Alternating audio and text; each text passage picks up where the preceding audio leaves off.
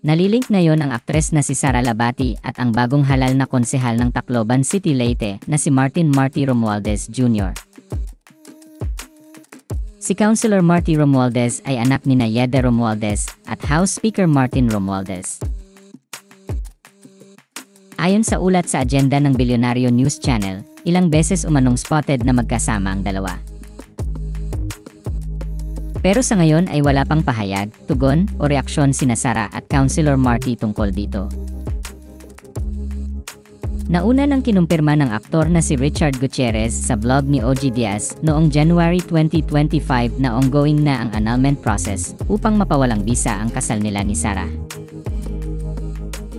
Siguro yung tungkol sa amin ni Sara, ayoko na rin pag-usapan yung mga nangyaring detalye kasi we are actually going through an annulment now and both parties naman wants to move forward. Actually, at this point, nakapag-move forward na yung both parties. May equal time kami with our kids. Good. So parang nagko-co-parenting kami and ang priority namin is to make sure that the kids, live a good life, a happy life.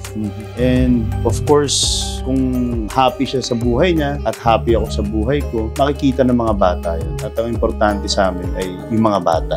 So, kung ano man yung dahilan, matagal na panahon na yun, nakapag-move on na kami pareho, 2025 na. So, kung magsimula yung taon ng maganda, peaceful at happy. So, yun, let's leave the past in the past. We're all trying to move forward. Nilinaw rin ni Richard na hindi raw ang aktres na si Barbie Imperial ang dahilan ng paghihiwalay nila ni Sara.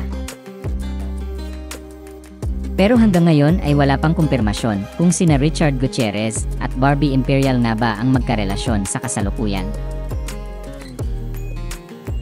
Naging maayos naman ang co-parenting setup ng dating mag-asawa sa kanilang dalawang anak mula nang maghiwalay silang dalawa. Matatanda ang kinumpirma ni Sara sa panayam sa kanya ni TV Patrol reporter MJ Felipe sa video na ipinost sa Facebook page ng ABCBD News noong March 2024 na hiwalay na sila ni Richard. Ngunit hindi niya ibinunyag ang dahilan kung bakit sila naghiwalay. Sara, I hope you don't mind, parang is it a confirmation already na you're single now? Yeah, I mean, there's nothing to hide and I think it's pretty clear to the public, no? Both of us are, I think. Samantala, tinanong ni Boy Abunda ang aktres na si Rufa Gutierrez sa programang Fast Talk with Boy Abunda noong June 12, 2025 tungkol sa estado ng relasyon ng kanyang kapatid na si Richard Gutierrez at ng aktres na si Barbie Imperial. Maging siya ay naguguluhan na rin sa real score ng dalawa. Anya, I don't know. Isa pa yun. Minsan bumpy, minsan okay. Naguguluhan na ako sa kanila.